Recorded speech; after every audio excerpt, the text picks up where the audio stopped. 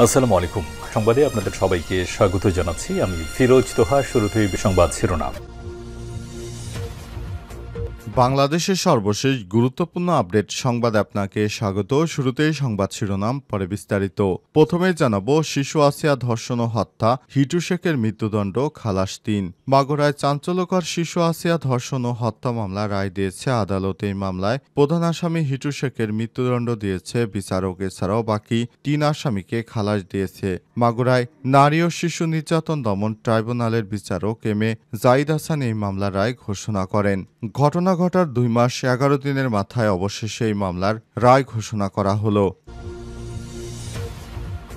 ট্রাম্পের ধমকে কাবু নরেন্দ্র মোদী, ভারতের সমালোচনার ঝড়। ভারত এবং পাকিস্তান যুদ্ধবিরতি কারিগর মার্কিন প্রেসিডেন্ট ডোনাল্ড ট্রাম্প তার অনুরোধ বা ধমকেই যুদ্ধবন্ধে রাজি হয়েছে দক্ষিণ এশিয়ার ২ পরমাণু শক্তিধর বৈরী প্রতিবেশী। এরপর থেকে ভারত ইস্যুতে একের পর এক মন্তব্য করে চলেছেন তিনি।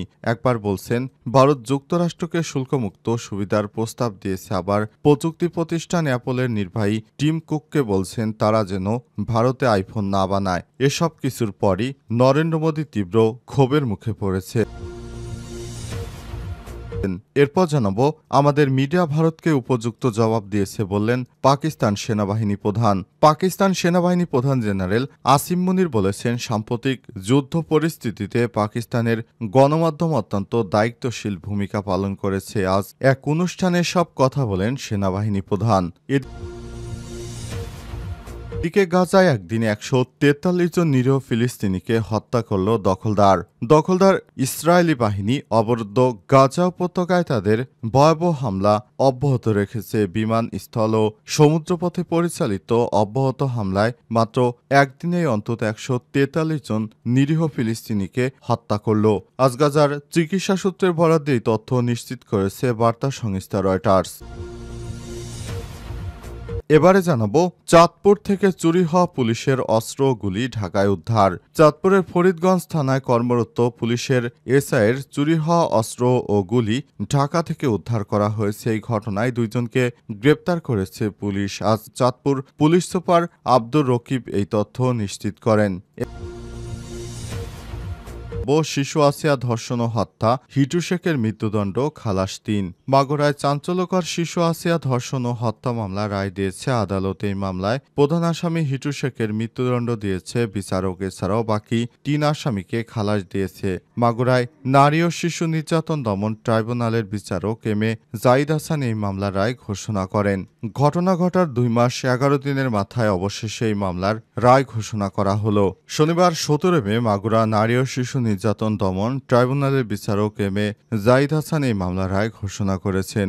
অভিযোগ গঠন বা বিচার শুরুর ২১ দিনের মাথায় আলোচিত এই মামলার বিচার কার্যক্রম শেষ হলো। এই ঘটনার মাত্র ২ মাস ১১ দিনের মাথায় এই মামলার রায় ঘোষণা করা হলো। এর আগে মঙ্গলবার ১৩ মে বেলা ১১টার দিকে মামলার যুক্তিতর্ক উপস্থাপন শেষে রায়ের জন্য মাগুরার নারী ও শিশু নির্যাতন দমন ট্রাইব্যুনালের বিচারক এম এ জাহিদ হাসান এদিন রায় ঘোষণা করেছেন। এদিন মাগুরায় নারী ও শিশু নির্যাতন দমন ট্রাইব্যুনাল পিপি মনিরুল ইসলাম মুকুল এই তথ্য নিশ্চিত করেন। এর আগে গত ৭ই মে এ মামলার সাক্ষ্য গ্রহণ শেষে ওই দিনই শিশুটির ময়নাতদন্তের দায়িত্বে থাকা ২ চিকিৎসক ট্রাইব্যুনালে সাক্ষ্য দেন। গত ১৩ মার্চ ঢাকায় সম্মিলিত সামরিক হাসপাতাল সিএমএইচে চিকিৎসাধীন অবস্থায় মারা যায় শিশু আসিয়া। শ্রীপুর উপজেলা জারিয়া সরকারি প্রাথমিক বিদ্যালয়ের ৩য় শ্রেণীর শিক্ষার্থী শিশু আসিয়া। এর আগে মাগুরা শহরের নিস্তান্দোয়ালি গ্রামে বোনের শ্বশুরবাড়ি বেড়াতে গিয়ে ৬ মার্চ ধর্ষণের শিকার হন শিশুটি। এরপরই এই মামলাটির বিষয়ে জানাজানি হলে তার পরিবারের পক্ষ থেকে মামলা দায়ের করা হয় এবং অবশেষে হিটু শেখের মৃত্যুদণ্ড হলো। ট্রাম্পের ধমকে কাবু মোদী, ভারতের সমালোচনার ঝড়। ভারত এবং পাকিস্তান যুদ্ধবিরতি কারিগর মার্কিন প্রেসিডেন্ট ডোনাল্ড ট্রাম্প তার অনুরোধ বা ধমকেই যুদ্ধ বন্ধ করতে রাজি হয়েছে নরেন্দ্র মোদী। এরপর থেকেই ভারত ইস্যুতে একের পর এক মন্তব্য করে চলেছেন তিনি। একবার বলছেন ভারত যুক্তরাষ্ট্রকে শুল্কমুক্ত সুবিধা প্রস্তাব দিয়েছে, আবার প্রযুক্তি প্রতিষ্ঠান অ্যাপলের নির্বাহী কর্মকর্তা টিম কুককে বলছেন তারা যেন ভারতে আইফোন না বানায়। ট্রাম্পের এমন সব বক্তব্যের পর লোকসভার বিরোধী দলীয় নেতা রাহুল গান্ধী প্রধানমন্ত্রী নরেন্দ্র মোদীকে চিঠি লিখে দাবি করেছেন যেন দ্রুত সংসদের বিশেষ অধিবেশন ডাকা হয়, যেখানে পহেলগাঁও অপারেশন সিঁদুর এবং যুদ্ধবিরতি নিয়ে বিস্তারিত আলোচনার দাবি তুলে ধরেন তিনি। ভারতের অন্যান্য বিরোধী দলও একই সুরে কথা বলছে। বিরোধী দলগুলো শুরুতে পহেলগাঁও ইস্যুতে সরকারের পাশে দাঁড়িয়েছিল, অপারেশন সিঁদুর সমর্থন করে। তবে যুদ্ধবিরতির পর তারা এবার একই প্রশ্নে সবাই একত্র হয়েছে, সেটি হচ্ছে নরেন্দ্র মোদীর বিরুদ্ধে সমালোচনা।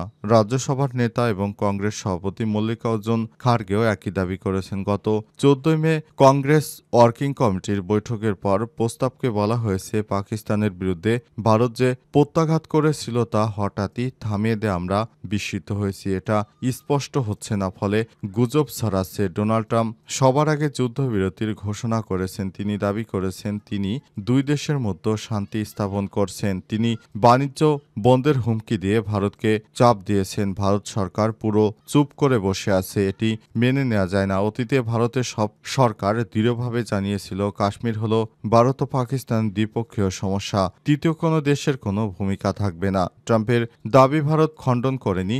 আমরা মনে করি আমাদের জাতীয় অবস্থান ও সম্মানের সঙ্গে সমঝোতা করা হয়েছে। কংগ্রেস নেতা জয়রাম রমেশ বলেছেন, ভারতের বাণিজ্যমন্ত্রী পীযূষ গোয়েল শুল্ক বাণিজ্য নিয়ে আলোচনা করতে ওয়াশিংটনে গেছেন। ট্রাম্প দোহা থেকে দাবি করেছেন সরকার চুপ করে আছে।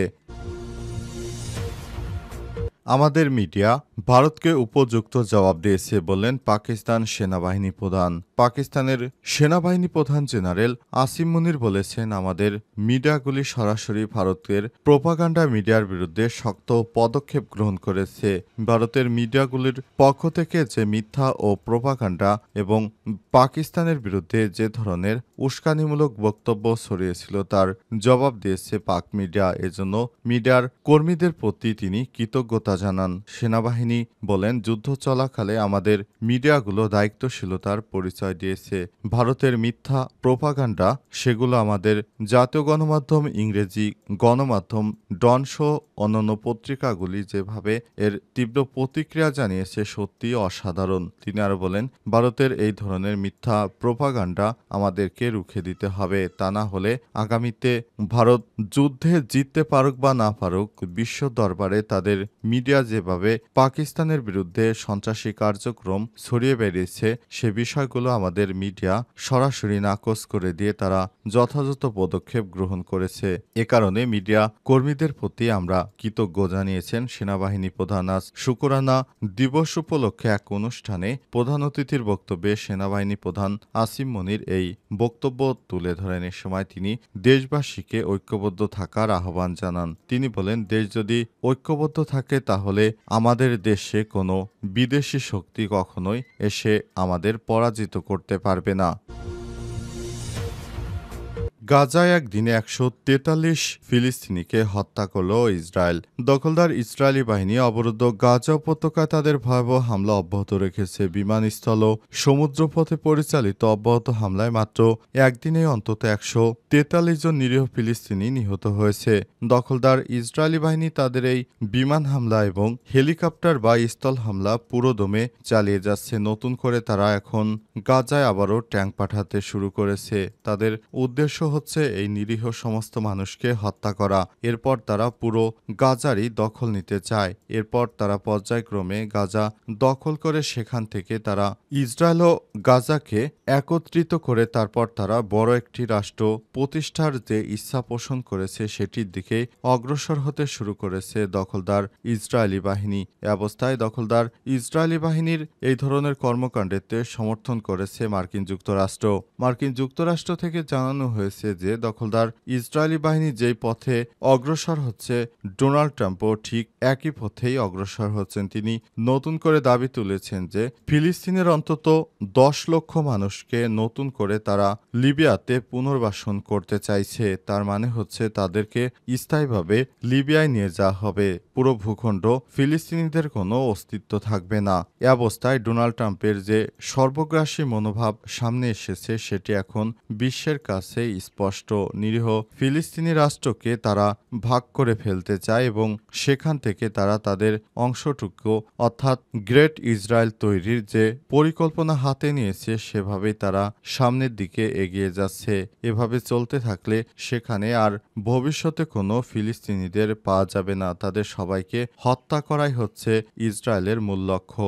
দখলদার ইসরায়েলি বাহিনী এই লক্ষ্য সামনে নিয়েই এগিয়ে যাচ্ছে। তারা জানিয়েছে যে তারা কিভাবে গাজাকে ধ্বংস করার মিশনে নেমেছে। নেতানিয়াহুর এই ধরনের একটি বক্তব্য সামাজিক যোগাযোগ মাধ্যমে ভাইরাল হওয়ার পরই স্পষ্ট হয়ে গেছে যে তাদের হামাস নির্মূল তো দূরের কথা, তাদের মূল উদ্দেশ্য হচ্ছে গাজার নিরীহ মানুষকে হত্যা করে পুরো গাজাকে একটি গ্রেট ইসরায়েল রাষ্ট্রে পরিণত করা।